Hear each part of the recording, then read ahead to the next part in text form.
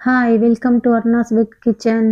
ఈరోజు మొక్కజొన్నతో వడల్ని ఎలా ప్రిపేర్ చేయాలనో చూపిస్తాను. పైన క్రిస్పీగా లోపల సాఫ్ట్గా ఉంటాయి. ఇవి స్వీట్ కార్న్తో చేసినవి కాదు, నార్మల్ మొక్కజొన్న పొత్తులతో చేసిన వడలే. టిఫిన్గా అయినా తీసుకోవచ్చు లేదా స్నాక్గా కూడా చేసుకోవచ్చు. వీడియోను స్కిప్ చేయకుండా చూసేయండి. ఇందుకోసము ముందుగా ఒక మొక్కజొన్న కంకిని అయితే తీసుకొని పైన ఉండేటువంటి లేయర్స్ ని తీసేసుకోవాలి. మరీ లేతగా ఉన్న మొక్కజొన్నను తీసుకోవద్దు, మరీ ముదురుగా ఉండే కంకిని కూడా తీసుకోకూడదు, మీడియంగా ఉండాలి. వీటిని ఈజీగా ఎలా వలుచుకోవాలనో చూపిస్తాను చూడండి. మొదట చేత్తో కానీ స్పూన్ తో కానీ ఒక లైన్ తీసేసుకుంటే ఈజీగా వచ్చేస్తాయి. గింజలను వలుచుకున్న తర్వాత మెజర్ చేసుకోవాలి. నేను తీసుకున్న మొక్కజొన్న కంకికి 1 కప్పు వరకు గింజలు అయితే వచ్చాయి. వీటిని ఒక బౌల్లోనికి వేసుకొని వాష్ చేసుకున్న తర్వాత వాటర్ వేసి 4 అవర్స్ పాటు నానబెట్టుకోవాలి. మొక్కజొన్న కంకి ఫ్రెష్గా లేకుండా కాస్త ఎండినట్టుగా ఉంటే ఓవర్ నైట్ నానబెట్టుకోవాలి. నేనైతే 5 అవర్స్ నానబెట్టాను. తర్వాత ఇందులోనికి 1/4 కప్పు వరకు బొంబాయి రవ్వను వేసి 15 నిమిషాల పాటు నానబెట్టుకోవాలి. తర్వాత మిక్సీ జార్లోనికి వేసుకొని బరకగా గ్రైండ్ చేసుకొని ఒక బౌల్లోనికి తీసుకోవాలి. మరి మెత్తగా గ్రైండ్ చేసుకోకుండా బరకగా గ్రైండ్ చేసుకుంటే తినేటప్పుడు గింజలు పంటి కిందికి వచ్చి టేస్ట్ అనేది చాలా బాగుంటుంది.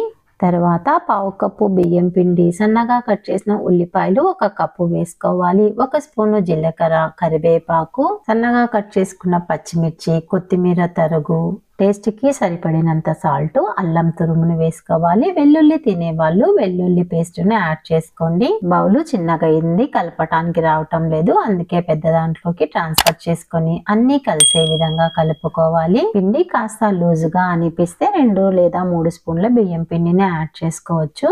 కొద్దిగా పిండిని తీసుకొని రౌండ్ షేప్లోకి చేసుకొని తడి చేతి పైన పెట్టి వడలాగా ఒత్తుకొని మధ్యలో హోల్ చేసుకొని ఆయిల్లోనికి వేసుకోవాలి.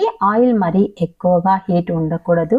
ఆయిల్ ఎక్కువగా వేడి ఉన్నట్లయితే పై లేయర్ అనేది త్వరగా కాలి లోపల పచ్చిగా ఉండిపోతుంది. వడలను మీడియం ఫ్లేమ్ మీదే కాల్చుకోవాలి. ఆయిల్ అనేది తక్కువగా పీల్చుకుంటాయి. చేతి పైన వడలను చేసుకోవడం కష్టం అనిపించిన వాళ్ళు పాలిథిన్ కవర్ కి ఆయిల్ ని అప్లై చేసి కూడా చేసుకోవచ్చు. కడాయిలో ఎన్ని వడలు పడతాయో అన్నింటిని వేసుకున్న తర్వాత మీడియం ఫ్లేమ్ మీద కాల్చుకోవాలి. వడలు వేయగానే టర్న్ చేయకూడదు.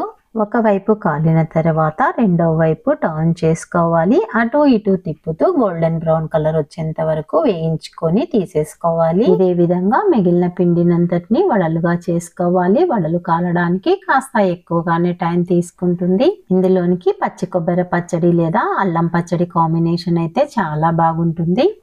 మార్నింగ్ చేసామంటే ఈవినింగ్ వరకు కూడా పైన క్రిస్పీగా లోపల సాఫ్ట్గా రుచులు అయితే ఎలాంటి మార్పు లేకుండా ఉంటుంది.